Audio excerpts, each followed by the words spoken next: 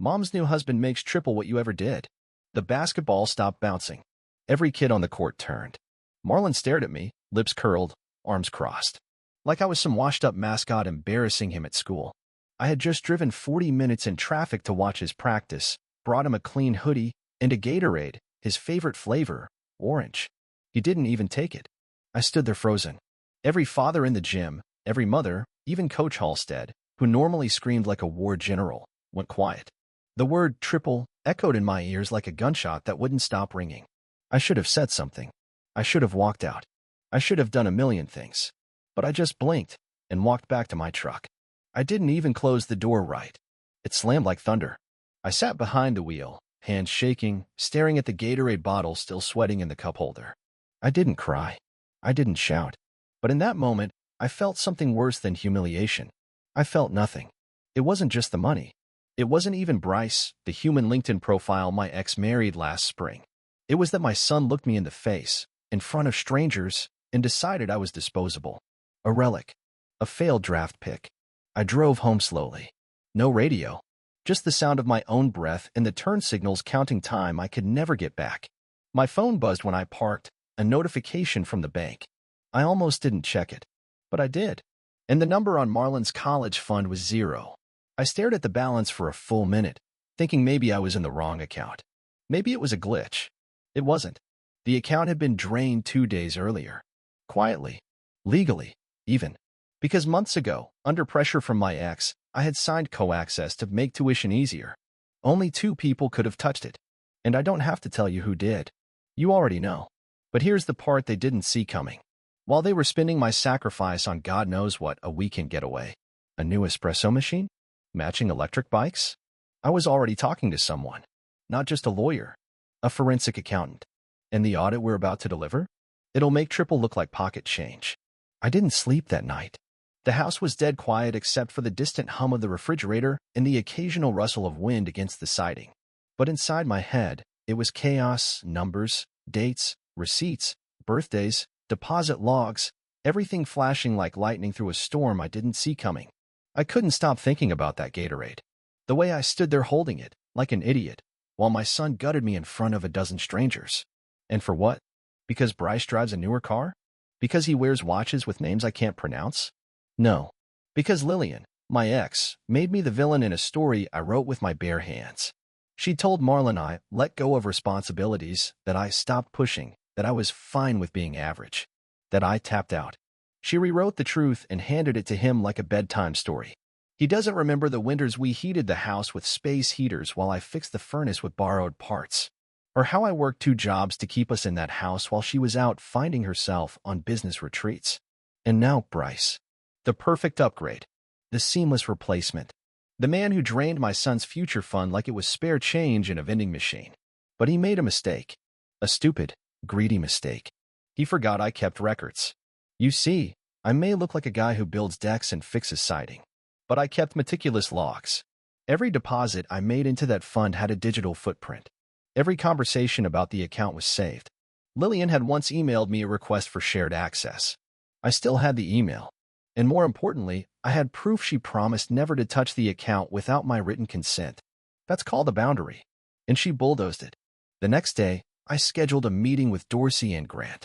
A small law firm, no big commercials or glossy billboards. Just sharp minds and quiet offices with thick carpets. The kind of place people overlook because it doesn't scream money. I didn't want noise. I wanted results. By noon, I was sitting across from Meredith Dorsey herself, mid-50s, icy voice, glasses perched low on her nose, and a reputation for litigation so clean it sparkled. I handed her a manila envelope packed with documents, printouts, emails, screenshots, bank statements. She read in silence. 20 minutes passed before she finally looked up. Did they really think you wouldn't notice? No, I said. They thought I wouldn't fight back. She smirked and leaned back. Then let's give them something they never saw coming. That night, I sent Marlon a text. Let me know how practice went. I'm thinking of getting tickets to the season opener next weekend. Just us 2. He didn't answer. 3 hours later, I saw a new photo pop up on Lillian's social media. Her, Bryce, and Marlon at some high-end steakhouse downtown. Marlon was smiling, wearing a new hoodie, a branded one. Bryce had his hand on his shoulder like he owned him. The caption? Proud of our little scholar. You've got an amazing future ahead, kiddo. I wanted to scream. But instead, I picked up the phone and made one more call, not to a lawyer, not to Marlon, not to her. I called someone I hadn't spoken to in 10 years. And the second he answered, I said, "Hey, Travis. I think it's time we talk about what really happened at that firm Bryce used to work for." Silence. Then a sharp intake of breath. "Oh," he said, "you found out." And just like that, the chessboard flipped. Travis used to be one of Bryce's partners, not in the firm he's with now, but the one before. The one that mysteriously dissolved 3 years ago after a quiet settlement and a flood of employee exits. I hadn't thought about that until I saw Bryce's name buried in an old press release online. Just a footnote, but enough to spark something in me. I hadn't spoken to Travis since Lillian and I were first married. Back then, he'd come over for backyard barbecues. Kind of awkward, always chewing ice, always overdressed. But he had a good memory and a terrible poker face. That's what made me call him. And when I told him who I was and why I was calling, he didn't hang up. He didn't stall. He didn't even sound surprised. "Bryce isn't who he pretends to be," Travis said, voice barely above a whisper, like someone might be listening. I asked him what that meant. He sighed. When the firm fell apart, it wasn't the economy. It was Bryce. He'd been funneling client data, whispering tips to outside investors in exchange for offshore deposits. He was 2 steps from being indicted, but one of the partners, Michael Vane, buried it to protect the firm's image. I think Bryce bought his silence. My mouth went dry. I asked him if he had anything in writing. "No," he said, "but I can tell you who does." He gave me a name, Dana Keel. She was in finance at the time, managed internal compliance reports. According to Travis, she kept backups of everything on a personal server, no less, just in case someone tried to bury her, too. "Find her," he said. "If she still has the logs, you'll have more than a lawsuit. You'll have leverage." I hung up the call and just sat there. Not angry, not even shocked, just focused. For the first time in months, I felt like I was standing on something solid again. It wasn't about revenge. It wasn't even about the money anymore. It was about truth. About showing my son that silence isn't weakness, that sometimes the best way to fight back is to move in the shadows and wait for the right moment to strike. I found Dana's contact info through a business alumni network. Sent her a simple message. "Hi, Dana. You don't know me, but I think you know Bryce Lockhart. And I think you've been waiting a long time for someone to ask the right question." She replied within the hour. "Meet me tomorrow, 9 a.m. I've been waiting for this." That night, I barely slept. Not because I was nervous, but because I couldn't stop picturing Bryce's face when the truth finally cracked open. The man who stole my savings, who hijacked my son's respect, who stood in my old driveway like he owned the past I built. He thought he had everything, but he never checked the floorboards. And now? Now I was holding the crowbar. Dana lived in a converted warehouse loft, tucked behind a bakery that never opened before noon. The building had no elevator. For flights of creaking steps led me to a steel door with a single sticker that read, "Truth costs extra." When she opened the door, I recognized her instantly, not from real life, but from an old firm photo I'd found online the night before. Sharp cheekbones, eyes like searchlights. But time had etched something deeper into her face, not age, but knowledge. The kind that weighs differently on people. "Corwin," she said, offering her hand. "You're not what I expected." "I get that a lot," I said, and stepped inside. The loft was a maze of filing cabinets, hard drives, and labeled boxes. There was no TV, no couch, just a desk, a long table, and a bulletin board crowded with pinned documents, cables, and burnt-out flash drives. It looked less like a home and more like the inside of someone's unresolved past. Dana poured coffee without asking and sat across from me. "I need you to be sure," she said. "Once I show you what I have, you can't unknow it. You can't pretend you didn't see it. This isn't just about Bryce. It never was." "What do you mean?" She didn't answer. Instead, she opened a metal cabinet and pulled out a laptop wrapped in a thick rubber sleeve. It was old, early 2010s, maybe older, but when she powered it on, it booted fast. She typed in a password so long I lost track, then turned the screen toward me. "There. Start reading." What I saw made my stomach drop. Emails, memos, encrypted transfers, internal compliance reports, and hidden within the layers of communication names. Familiar ones. Real estate developers, medical supply companies, one local university. Bryce hadn't just been taking money from clients. He'd been directing investments through Lillian's old firm, her firm, and turning private client data into favors. Insider trades. Property flips. Bryce was the middleman. And guess who signed off on several transactions? Lillian. Her signature was right there. At first, I thought it might have been forged, but Dana shook her head. No, she was in on it. Not from the start, but definitely by the time he moved in. They were a team, and they used your name, your savings, your record of deposits to build something off the books. I sat back. It wasn't just theft. It was a betrayal so precise it cut in layers. Lillian had looked me in the eye, told me I was holding Marlon back, told me she needed space to grow, when all along she'd already jumped ship, not to escape poverty, but to climb higher. On my back. Dana leaned forward, eyes fierce. You said you wanted leverage. You don't just have it. You've got a case that could wreck both of them. Civil and criminal. You could bury them. Quietly. Or publicly. But you have to choose. I looked at the screen one more time. My name. My son's fund. Her signature.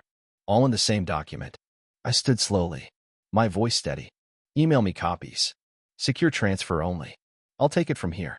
Dana nodded. But before I left, she said something I haven't forgotten. They always think you won't fight back. Because you don't scream. Because you don't play dirty. But that just means they never see it coming when you do. I walked down the stairs like I was descending into another life. Because in a way, I was. And while Bryce and Lillian smiled for social media, pool days, weekend getaways, family vibes, and filtered perfection, they had no idea that their silence was about to be broken. Not by noise, but by evidence. I didn't go straight home. I drove. Nowhere specific, just roads I hadn't taken in years. Past an old field where Marlon once lost his kite in the trees. Past a diner where Lillian and I had once sat for 3 hours just talking, long before she started timing our conversations with her watch. It was like revisiting an old crime scene, except the murder wasn't of a person. It was of trust. And it died slowly. By the time I pulled into my driveway, it was nearly midnight. I didn't turn on the lights. I didn't even take off my coat. I opened my laptop and waited. At 12:07 a.m., the encrypted transfer arrived.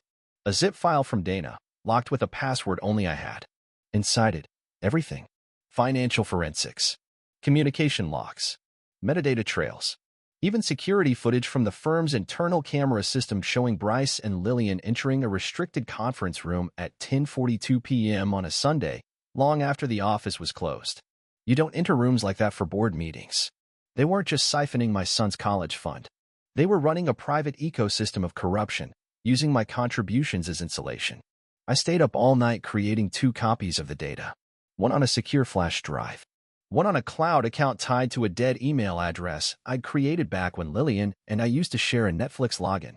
Something she'd never think to look for.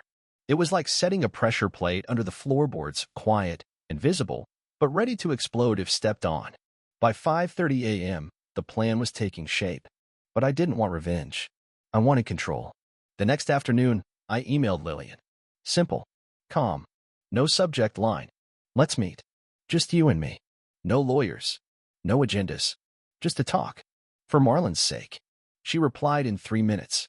That's unexpected. What's this really about? You'll see, I wrote. Meet me at Ridge Creek Park. The bench under the old elm. That bench had meaning. I proposed to her there. She said yes with tears in her eyes and dirt on her knees. It was the last place I ever saw her look at me without calculation. When she arrived, she looked polished. Too polished. Designer coat, styled hair, phone in hand like a shield. She didn't sit at first. Just looked at me like I was a relic she didn't know what to do with. You look tired, she said, scanning me. You look prepared, I replied. A flicker of something passed through her face. Hesitation, maybe. I slid a small envelope across the bench. She didn't open it. What is this? She asked. Proof, I said, of who you've become and what you've taken. Not just the money, the lies, the manipulation, the version of me you've created for Marlon. This ends now. She didn't move, but I could see her breathing change. Fast, tight. I don't know what you think you found. Don't, I said. Don't insult us both. You know exactly what's in there.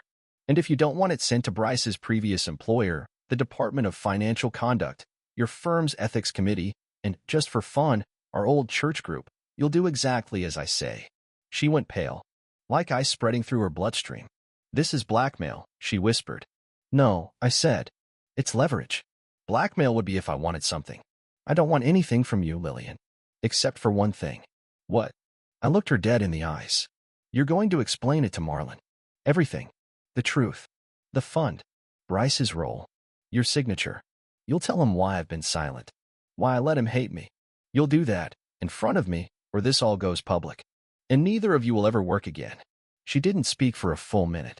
Then slowly, without a word, she opened the envelope. And for the first time since our marriage ended, Lillian looked genuinely afraid. But I wasn't finished.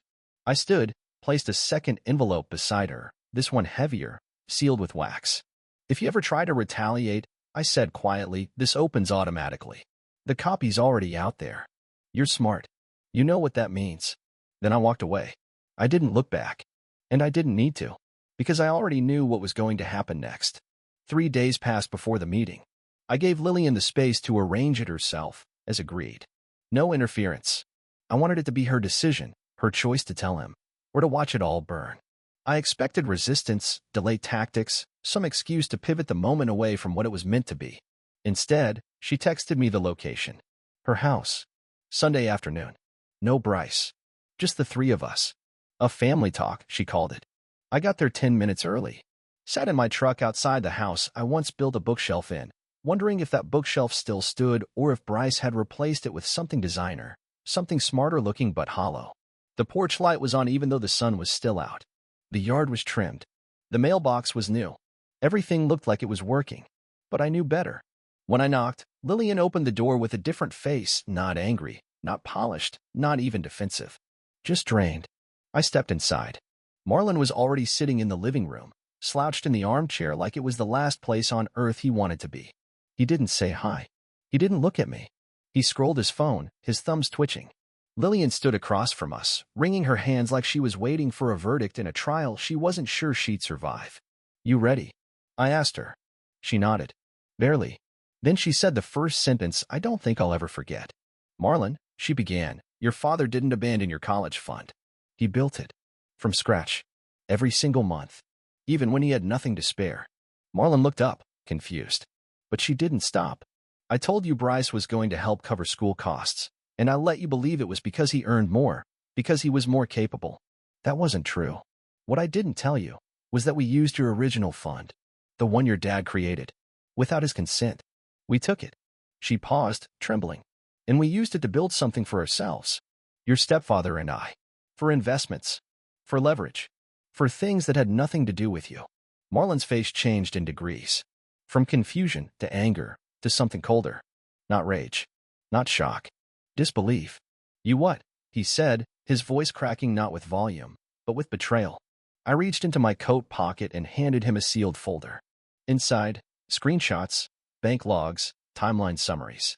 Clean. Brutal. Unmistakable. He took it from me with shaking hands. And as he read, page after page, I didn't speak. Lillian didn't, either. We just watched as the world he believed in, the one built on wealth and new beginnings, slowly collapsed in his hands. When he got to the last page, he dropped the folder on the floor. You said Dad was a failure, he whispered. You made me believe he quit on us. You said he didn't care about my future. Lillian tried to reach for him. I thought. No, he said, stepping back. You knew what you were doing. You made me mock the one person who never took $1 from anyone. And Bryce, he was in on this? He used my name. Silence. That was her answer. He turned to me. Why didn't you tell me? And I finally spoke. Because I wanted you to hear it from her. Not because I couldn't fight, but because you needed to see who was holding the knife. Marlon nodded once. No tears. No tantrums. Just a quiet, sudden fracture. He walked out of the room without another word. Lillian stood there frozen, eyes glassy. I never meant to hurt him like that, she said quietly. But you did, I said. And the thing about some truths? Once they land, you can't unthrow them. She dropped into the armchair like her bones gave up.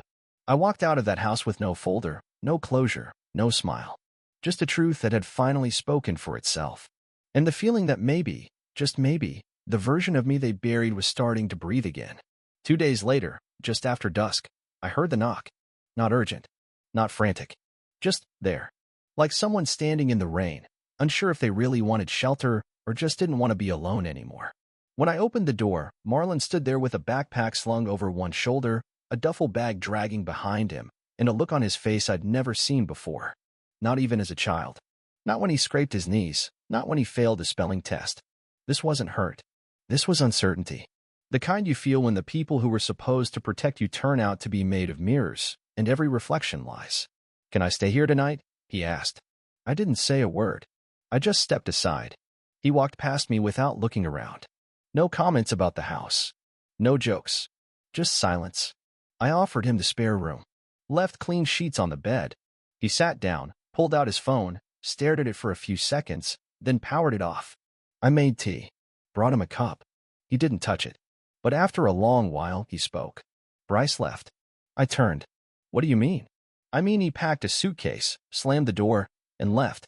Said he wasn't going to be the face of someone else's screw-up. Mom begged him to stay. Said they could clean it up, control the damage, make it go away." I stayed quiet. "And then she blamed me," he added. "Said if I hadn't reacted the way I did, none of this would be happening. That I was making a scene out of something private." I exhaled. "She's spiraling. She said you poisoned me." I looked him in the eye. "Did I?" He shook his head slowly. "No. You didn't poison me. You made me see. And I don't know what to do with it yet. But I'm not going back there tonight." That moment didn't feel like a victory. It felt like a funeral. Like he was burying the version of his life he thought was safe. And now he was standing among ruins, not ready to rebuild, just trying not to choke on the dust. I let him sit with it. No lectures. No redemption speeches. Just space. But while he slept, actually slept, for the first time in weeks, I was wide awake in the next room. Because earlier that day, I'd received a message I hadn't told him about yet. From Meredith, my lawyer. Subject line: Bryce's former firm just called. The body of the email was short. A single paragraph explaining that a compliance officer from Bryce's old company had received an anonymous tip, likely someone connected to Dana or Travis. The firm was reopening an internal probe.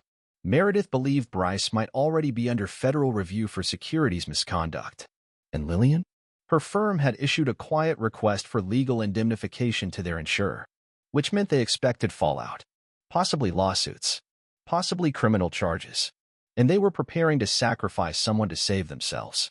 I knew what that meant. They'd throw her under the bus if it kept them dry. And for the first time, I felt something close to pity. Not for what she did, but for how completely alone she was about to become. She wanted to replace me, erase me, upgrade the family portrait, and leave me in the basement like an old box of VHS tapes no one watches anymore. But she forgot something. You can't build a future by stealing someone else's foundation. Because sooner or later, the cracks show. And when the walls cave in, the first thing that collapses is the lie. The investigation didn't drag. Turns out, when the wrong people feel the right kind of pressure, they trip over each other trying to stay clean. Within weeks, Bryce's offshore accounts were frozen. His former firm fully cooperated with authorities once they realized Dana's archive had receipts no lawyer could spin. Lillian's name appeared in too many places. Her firm did exactly what I knew they would. They offered her up like a sacrificial pawn in exchange for shielding their board. She was removed quietly. No headlines, no statements. Just a paragraph in a financial bulletin and a whisper across industry groups. I never filed a lawsuit. I didn't need to. Her life, her credibility, her image, all the things she'd chosen over decency, were now hanging by a thread. And the people she betrayed to get them? Gone. Bryce disappeared to another state, dragging what was left of his pride behind him. Marlon stayed with me for 6 weeks. No therapy, no forced conversations. Just space. We went hiking. Cooked dinners together. I taught him how to patch drywall. One night he asked if I remembered the treehouse I built for him when he was 5. I told him I still had the blueprints. We rebuilt it together, this time with stronger wood. One afternoon, sitting on that newly raised platform above the yard, legs dangling off the edge, he finally said something I never thought I'd hear. "I didn't know what kind of man you were, Dad." I thought I did, but I didn't. "And I'm sorry." I didn't answer right away. I just nodded, slow. "I don't need you to be sorry," I told him. "I just need you to remember." He looked out at the yard. The breeze rustled the leaves. For once, he wasn't checking his phone. He wasn't watching his words. He was just here, present. Eventually, he did go back to Lillian's, but only on weekends. He set his own terms. There was no trust left between them, but there was a kind of cautious civility. She asked me, Once, if I had told him to hate her, I told her no. I didn't teach him to hate. I just let the truth speak for itself. And that was enough. As for me, I didn't try to rewind my life. I didn't chase the years I lost. I let them rest. I kept working. Quiet jobs. Honest work. I moved to a new place outside of town, a little more land. Fewer neighbors, more space for peace. I planted a row of birch trees. Something about the way they grow, slow but deliberate, made sense to me. One night, I stood under the stars and realized something.